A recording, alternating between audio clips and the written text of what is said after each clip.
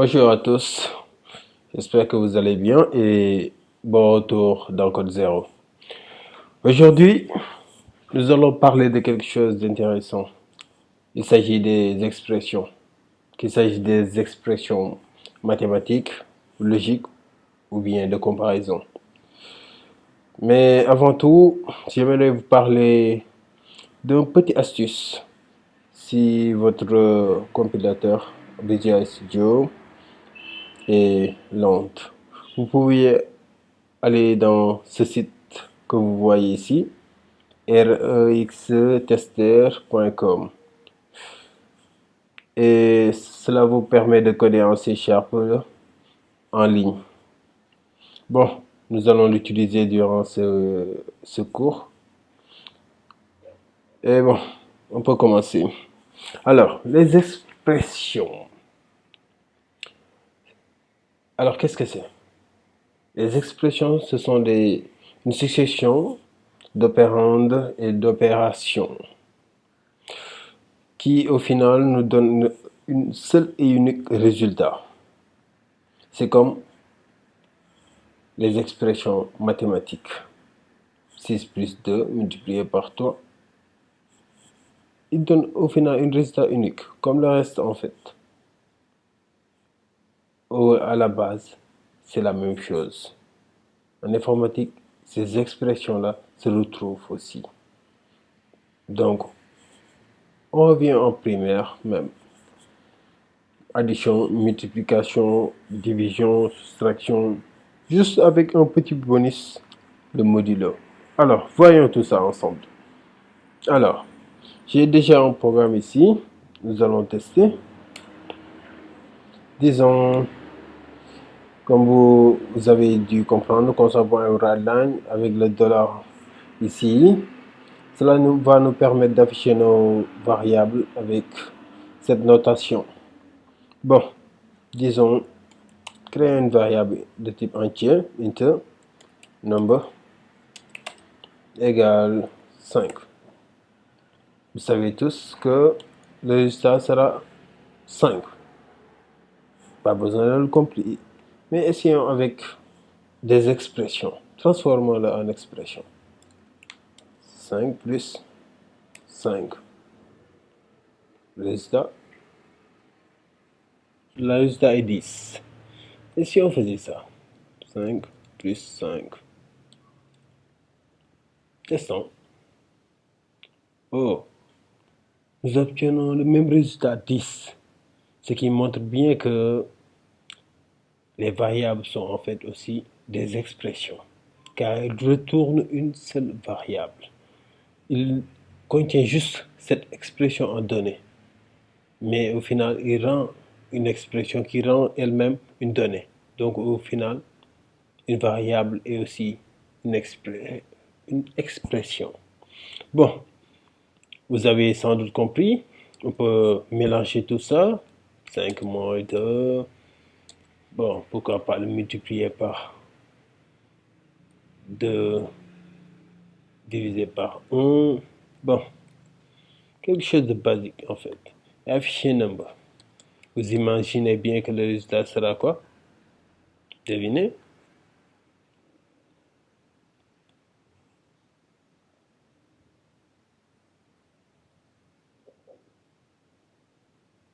Six. Voir le résultat est bien 6. Comment on a obtenu ça? Bon, c'est comme en mathématiques. Les parenthèses sont prioritaires. Ensuite, la multiplication et la division. Et ensuite, l'addition et la soustraction. 2 divisé par 1, résultat, ça donne 2. Multiplié par 2, 4. 5 plus 5, 10. Moins 4, et bas, c'est 6. Donc, tout ça, c'est clair. Et on peut faire ça même avec les divisions. C'est comme en mathématiques. Et bon, c'est ça. Passons à autre chose. Les expressions de comparaison. Alors, attention, les expressions de comparaison retournent une seule et unique valeur qui peut être soit vrai, soit faux. C'est comme en mathématiques. Est-ce que 5 est inférieur à 6? Bah, le résultat est quoi? Vrai. Donc, true. Et c'est la même chose. Et pour ça, on peut le stocker dans un variable booléen. Et vous savez, il existe. Bool is true comme nom de variable égale, disons quoi, 5 inférieur à 6. Et affichons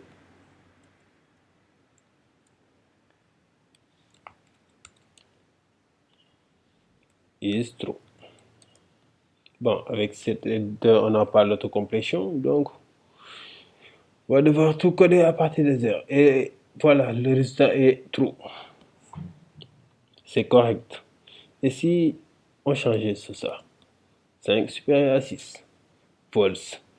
5 supérieur ou égal à 6. False aussi. Est-ce que 5 est inférieur ou égal à 6? Vrai. Est-ce que 5 est égal à 6? Faux. Vous avez capté? Les signes de comparaison, les voici. Inférieur ou supérieur ou supérieur ou égal ou inférieur ou égal ou bien quoi? Bah égal, avec deux égales. Oui, un seul égal, ça reviendrait à faire une affectation, comme vous le voyez ici. Bon, facile, facile n'est-ce pas? Bon, essayons de voir autre chose. Ici, j'avais oublié de parler de quelque chose. Disons, utilisons un double. Et quoi alors? D'abord, val égale 5 divisé par 2. Ou bien int même. Et affichons-le.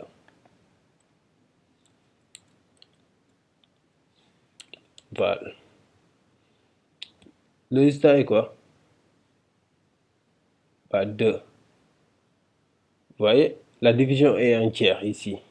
Il n'y a pas de 2,5 parce qu'il retourne une valeur entière. Et si, comment on peut faire pour récupérer le reste de la division? 5 divisé par 2. Le reste est quoi? Bah c'est 1. Comment le récupérer? On utilise un autre opérateur qui s'appelle le modulo avec le signe du pourcentage. 5 modulo 2. Et le reste est évidemment 1. Ouais. Et si on essaie avec quoi? Bah, disons 10 divisé par 2. Quoi? Bah, le reste est 0. Ouais, c'est ça. Bon, on en a fini avec ça. Mais qu'est-ce qu'on peut voir encore? On a appris les expressions mathématiques de comparaison, mais aussi il nous faut apprendre les expressions logiques, car cela va beaucoup nous aider pour faire des comparaisons, des tests. On a besoin de des opérations de comparaison, bien sûr, mais on peut faire plus, c'est-à-dire combiner des opérations de comparaison. Par exemple, créer un booléen et appelons-le is false. Et disons quoi? Est-ce que 10 égale à 5 ou bien, oui, vous voyez, les deux pipes, pipe en anglais veulent dire ou 10 égale à 5 ou 5 égale à 10. Bah, c'est impossible tout ça. Mais bon, on peut toujours essayer.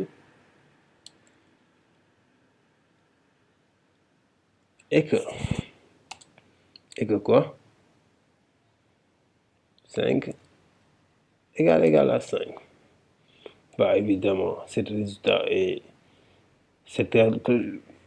carrément foutu, mais bon, on fait ça juste pour tester et voir. Car, je vous le rappelle, Le meilleur moyen d'apprendre et de le maîtriser, c'est de tester. Tester soit par vous-même. Essayez. Vous verrez, c'est facile. Il vous suffit juste de pratiquer encore et encore. Ouais, c'est la base et aussi le secret. Résultat est false, bien entendu. Et si on peut changer ça, qu'est-ce que ça veut dire tout ça en fait? Bah voilà, c'est comme avec ça. Si on a l'opérateur est, le est logique, le résultat est soit 0 ou bien 1. À condition quoi? Si on utilise le est, ça veut dire que toutes les deux, il doit respecter toutes les deux conditions. Par exemple, si on avait ça, testons-le une par une. On va éliminer ça et testons. Le résultat est bien entendu quoi? Une erreur. Pourquoi? Parce que ces deux résultats sont incomparables. Mais changeons tout ça. 5 inférieur ou égal. Oh, j'avais oublié un point virgule ici.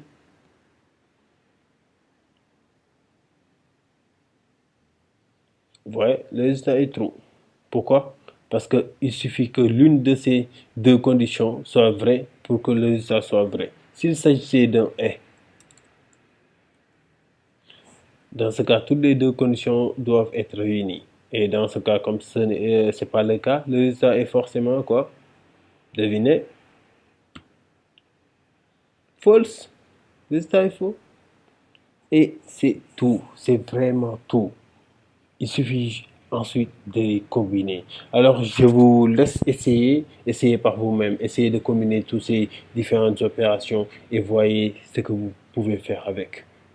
Car c'est la base en fait. Bon, je vous laisse. C'était tout pour cette vidéo. Espérons vous revoir la prochaine fois, Inch'Allah. Ok, bye. À plus.